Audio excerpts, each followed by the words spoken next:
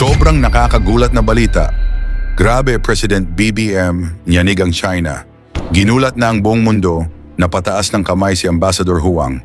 Ayon sa nakalap nating impormasyon, nagimbal na ang Chinese Ambassador matapos malamang gusto na siya ipatawag at palayasin na ni PBBM sa Pilipinas. Balita kasi pinasakop na sa mga Chinese ang syndicate ni Ambassador. Grabe si President BBM, nyanig ang China. Ginulat na ang buong mundo na pataas ng kamay si Ambassador Huang. Tara panoorin natin. Good morning, Yusek. Ma'am, may plano po ba ang Malacanang na ipatawag si Ambassador Wang Xilian at pagpaliwanagin tungkol dun sa umano'y panghimasok ng China para impluwensyahan ang halalan sa bansa? Sa ngayon po, wala pa po tayong nadidinig na anumang pag-uutos patungkol po dyan. Pero minararapat po talaga na magkaroon po ng malalimang pag-iimbestiga patungkol po dito. Lalo-lalo na po kung ito naman ay may kinalaman na rin sa seguridad ng bansa at kung ano po ang magiging kahihinatnan ng ating bansa kung may mga ganitong klaseng fake news peddlers na umaaligid sa ating bansa. So wala pa pong direktiba ang presidente sa Department of Foreign Affairs to summon the Chinese ambassador and convey the concern over this report? Sa ngayon po, wala pa po nakakarating sa atin. Tina Maralit, Manila Times. Good afternoon, Yusek. Yusek, over the weekend, China's state media reported that the China Coast Guard has seized control of Sandy Cay, one of the disputed reefs near a major Philippine military outpost in the South China Sea. Has this reached the president? If so, ano po ang naging direktiba niya? Opo, nakausap po natin si DG Jonathan Malaya at inalam po natin ang katotohanan dyan. Ayon po sa kanya, ito lamang, kahapon lamang po, ang Interagency Maritime Operation po nagsagawa po ng pagbisita, ang routine and lawful exercise dito po sa maritime domain natin. At dito po sa Pag-asa K1, K2, and K3 at sa mga surrounding waters. Kompleto po nilang naisagawa ito at pinasisinungalingan po nila na ito po ay na-seize ng China. Ayon po kay DG Jonathan Malaya. At asahan po natin ang wala pong alinlangang dedikasyon ng Pangulong Marcos na ipaglaban ang ating karapatan sa ating teritoryo, sa ating maritime rights, lalo-lalo na po dito sa West Philippine Sea. At wala pong tuloy-tuloy pa rin po ang pagprotekta sa lahat ng karapatan ng bansa na naaayon sa international law, pero may paniniguro na ito ay para sa peace and stability. Ma'am, just to follow up po, nataon po yung insidenteng ito na may nangyayaring balikatan exercises between the Philippines and the United States, yung militaries po. Can this be construed as a provocation from the Chinese side? Given na ang binibigay nilang rason ng pagtungtong ng Chinese Coast Guard sa Sandy Cay is to exercise sovereignty and jurisdiction and to carry out an inspection, collect video evidence regarding the supposed illegal activities of the Philippine side. We cannot speak for China. Hindi po ako makakapagsalita ng anuman, kung anuman ang adhikain, layunin o plano ng China. Maraming salamat po. Yusek, papasok lang po nitong statement ni Senator Amy Marcos that tomorrow ay magre-release siya ng final result ng kanyang investigation, saying that there's a group effort from the administration to arrest former President Rodrigo Duterte. Sinabi po ng senador na may planadong hakbang para pabagsakin ang mga Duterte at hindi raw po alinsunod yung pagka-aresto sa dating Pangulo sa batas ng Pilipinas. Just a quick reaction on this statement po ni Senator Amy. Hindi na po siguro kataka-taka kung ganyan po ang kanyang magiging panuran, kanyang opinion. Bago pa naman po siguro nag-hearing ay makikita na po natin kung saan ba ang gawi ni Senator Amy Marcos. Chloe Hufana, Business Mirror. Pero karagdagan, of course, ang palasyo dinideny kung ano man ang kanyang opinion. Chloe Hufana. Good morning, Yusek. Yusek, tomorrow, the Trade Secretary and the Special Assistant to the President for Investment and Economic Affairs will be in Washington for their dialogues with the USTR. Ma'am, what will be our bargaining chip to close a favorable trade deal? I was able to talk to Secretary Go today, just this morning. Tambilin po niya ay hintayin na lang po natin kung ano po yung magiging outcome ng pakikipag-usap at pakikipagnegosasyon. At kapag ka po meron na po tayong report, bibigay po namin sa inyo yung update. Thank you, ma'am. Follow-up question na lang, ma'am. Are we optimistic to close a favorable trade deal? And ano po yung goal natin na reciprocal tariff since gusto po ni Trade Secretary ibaba yung 17%? Of course, mas gusto natin maging optimistic. Hindi tayo dapat maging pessimistic katulad ng iba. Tingnan na lang po muli natin at kung ano po yung magiging maganda para sa Pilipinas at of course, sa relasyon natin with the US, yun po yung aasamin natin. Yusek, good morning po. Kailan po kaya mailalabas ng Marcos administration yung 20 pesos na halaga ng 20 pesos na halaga ng bigas kada kilo po?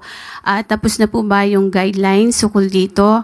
Kasi po after nung announcement, marami yung lumabas sa social media. Ano po yung sinasabi na yung bigas ay luma, may amoy. Meron naman pong iba sa ibang lugar mismo, hindi naman sa Visayas kung saan dapat una yung implementation nito. Sabi niyo po na manggagaling din sa mga lokal na magsasaka, yun pong ibebentang 20 pesos na bigas. May we know po sino-sino yung mga magsasaka or kooperatiba na magiging source po o pagkukunan nitong bigas na ito. Unahin po natin ang mga katanungan ni Miss Eden. Una po, pinapasinungalingan na po namin yung sinasabi sa mga balita na ito'y may amoy. Una, hindi pa po nag-roll out, kaya po ito ay masasabi natin isang disinformation. Pangalawa po, sinabi po ni Secretary Laurel na ang una pong ilo-launch po ito sa Cebu, May 1. So kung saan po ito ibebenta, ito po ay ayon na rin po sa guidelines ng local government units. Siguro po mas maganda po itanong natin kung sino po yung mga involved na local government units para malaman natin kung ano yung mga guidelines po nila. At sa May 2 naman po ay sisimulan din po ito sa Visayas Avenue sa Bureau of Animal and Industry. Sa May 2 po, ito naman po ay sa Kadiwa. Ano po yung sino-sino po yung mga magsasaka or kooperatiba na pag mumulan po nitong source ng 20 pesos na bigas? Kasi sabi niyo po, local farmers po ang panggagalingan nito. Ibig sabihin, hindi po imported rice yung ibebenta natin na 20 pesos na bigas? Sa ngayon po, ang sinasabi po natin ay manggagaling ito sa local farmers. Yan po ang maliwanag. Kung meron po mga kooperatibang mai-involve po dito, tignan po natin ang susunod na guidelines at hingin po natin ang mga listahan. Kaya kalo-launch pa lamang po nito at sisimulan pa lamang po sa May 1. So wala pong mga specific na mga kooperatiba or mga magsasaka na pagmumulan po nitong bigas na ito, itong 20 pesos, para po naman na malaman natin na yung bigas ay galing po talaga sa ating mga magsasaka, hindi lamang yung mamamayan natin ang makikinabang sa murang bigas, kundi maging yung mga magsasaka po. Parang two birds in one stone po yung hit ng gobyerno natin dito. Katulad po ng sinabi natin, dapat wala po tayong pagdududa. Local farmers po sa panahon po ngayon, as we speak, sa local farmers po ito kukunin. Kung meron pa pong detalye, kukunin muna po natin sa local government units. May 1 pa po ito ilulunsad sa Cebu. Kapag may detalye na po tayo, ibibigay po namin sa inyo. Katrina po. Domingo, ABS-CBN. Good afternoon, ma'am. Ma'am, Vice President Sara Duterte has questioned the timing of the release of this 20 peso per kilo rice. How do you convince the public that this is not a form of politicking, particularly because it is being launched weeks before the midterm elections? Kailan pa po ba natin ibibigay ang sakate sa kabayo? Kung kailan namatay na yung kabayo? Sa politika po, wala pong timing. Sa pagbibigay ng ayuda, sa pagbibigay sa mga taong kinakailangan ng tulong, lalong-lalo na yung mga nasa laylayan ng lupunan, hindi po kino-question ang timing dito. Sa pinakamaagang kakayanin ng gobyerno na maibigay ang tulong, ibibigay po yan. Walang politika rito. Malamang sinasabi lamang ito para muling bigyan ng negatibong epekto ang isinasagawa ng Pangulo para matupad ang 20 pesos kada kilo na bigas. Why wasn't it possible for the government to launch it way earlier, considering that this was a promise made during 2022, around 3 years ago? Obviously, hindi naman po sa isang click ng kamay ay maigagawa ito, ay maisasagawa ito. Lahat po ay kailangan magtulong-tulong. Katulad po nito, may mga Visayas governors na nagbigay ng kanilang pagsang-ayon para makapagbigay din po ng subsidiya kasama po ang national government. Yan po ay inaaral, hindi po ito basta-basta isinasagawa. Dapat po malinis ang pagkakagawa para po mas magandang maibigay at kung kakayaning magtuloy-tuloy talaga ang proyektong ito ng Pangulo, ay dapat pong gawin lamang. Ma'am, final question from my end. How sustainable, how confident are you with regard to the sustainability of this project, considering that the government is subsidizing a big portion of the amount and it's not the actual cost of production for farmers? Yan naman po ay sinasabi na masusustain hanggat December. Ito pong taon ng December. At ang pinag-uusapan po ngayon ay sa susunod na taon ay maaaring maisama na po ito sa budget. Heidi Sampang, FEBC.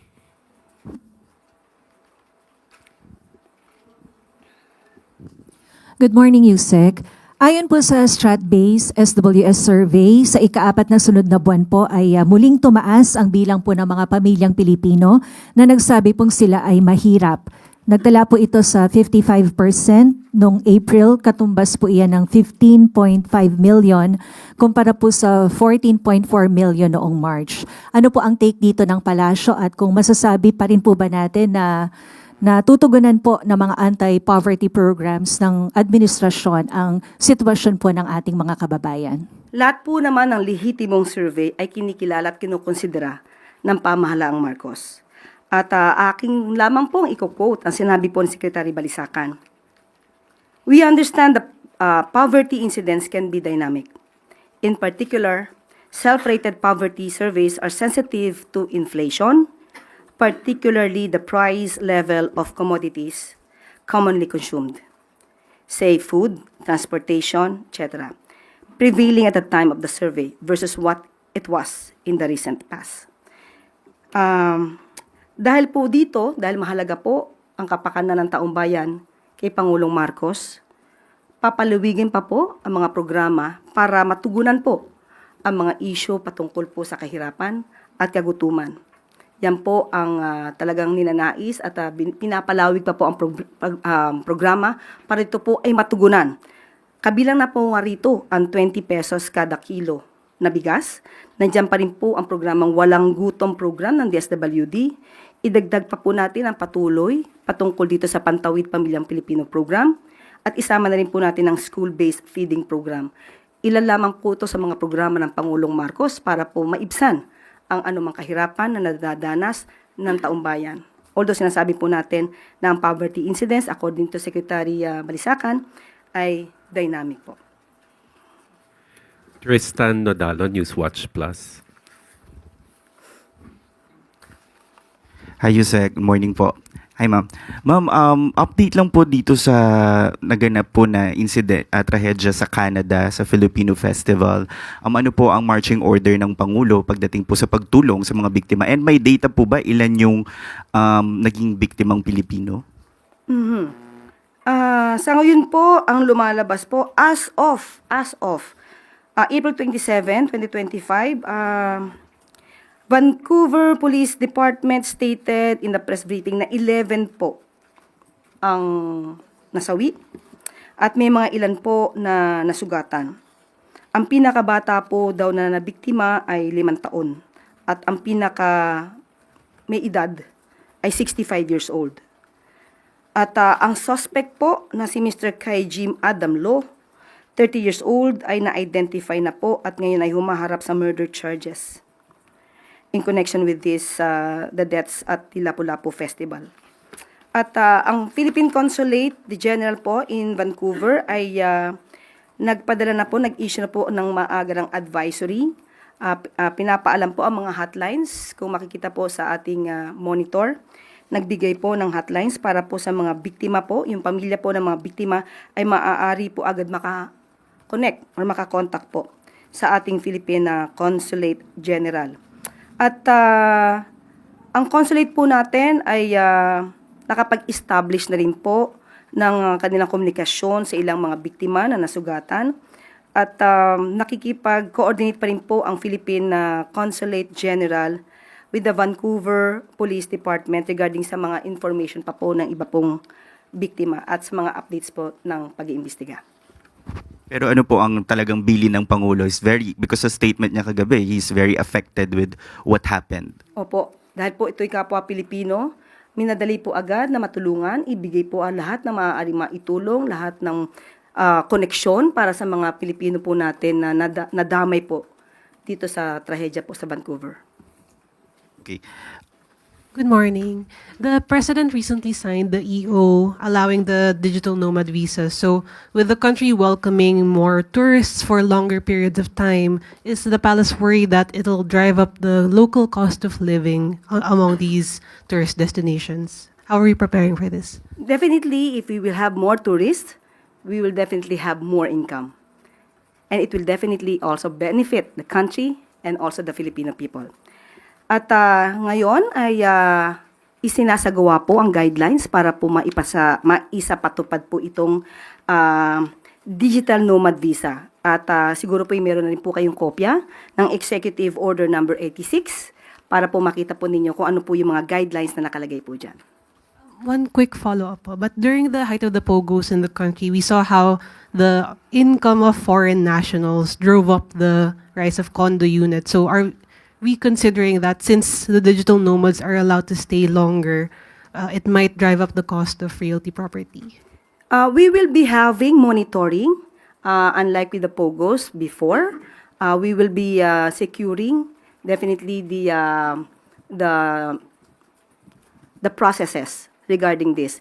There will always be security features in order to protect our country from any scammers or any violations of the law. Follow-up question, Ira Panganiban, DZRJ.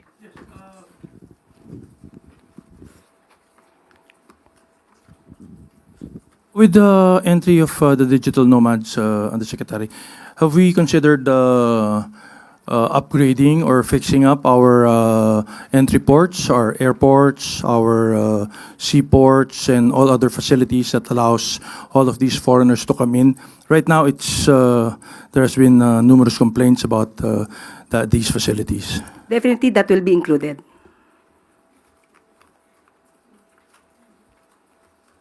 Questions related to that topic? Sam Medenilla, Business Mirror.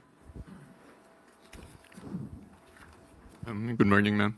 Do we have an estimate how much the new policy will contribute to the economy? As of the moment, we still have the guidelines. We will just check on the figures on that. We will just give you the updates. Thank you very much. Moving on, Eden Santos, Net 25.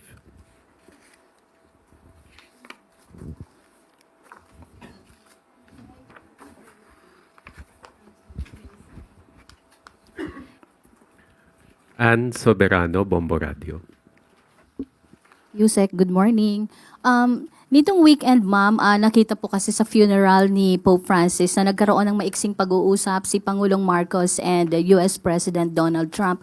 Pwede po bang ma-share sa amin kung ano po yung napag-usapan nilang dalawa sa maikling pag-uusap? Thank you. Kung kayo po ay nakita niyo po na sila ay saglit na nagkausap at nagkabatian, mapapakita po natin na yung mga sinabing inis na bang Pangulo ay napaka fake news. Sa ngayon po ay hindi pa po natin nakakausap ang Pangulo tungkol sa kanilang napag-usapan. Kapag ka po maaari pong i-share ang kanilang pag-usapan, ibibigay po namin agad sa inyo. Thank you, ma'am. Follow-up, Maricel Halili, TV5. Magandang umaga po. Yusek, aside doon sa pagdalo sa paglilibing kay Santo Papa, meron pa po bang ibang mga activities na ginawa si PBBM and FL sa Vatican? Sa ngayon po, wala po akong pinakadetalye kung ano pa po ang lakad nila, activities. Most probably, personal na lang po yan. Pero kung meron po na official function or official activity na maaari po namin i-share, ibibigay po namin agad sa inyo. And aside from US President Donald Trump, nagkaroon din po ba ng chance si Presidente to talk with other heads of state? Aalamin po natin maya-maya po sa kanya. Thank you, Yusek. Yes, thank you. Left Narciso, DZRH.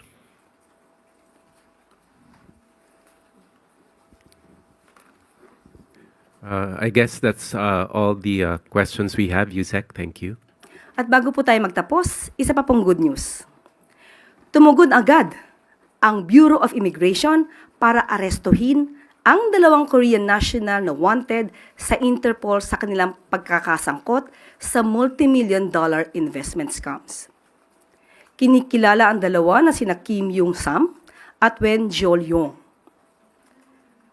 Dahil na rin sa direktiba ng ating Pangulo, mabilis na umaksyon, nahuli sa isang operasyon ng mga otoridad sa Parañaque itong mga taong ito noong April 2022. Kasalukuyan na nananatili sa BI Custodial Facility sa Camp Bagong Diwa habang inihahanda ang deportation proceedings. At dito po nagtatapos ang ating briefing. Maraming salamat Malacanang Press Corps at magandang tanghali para sa Bagong Pilipinas. Ngayon ikaw bilang Pilipino, ano ang masasabi mo at reaksyon sa balitang ito?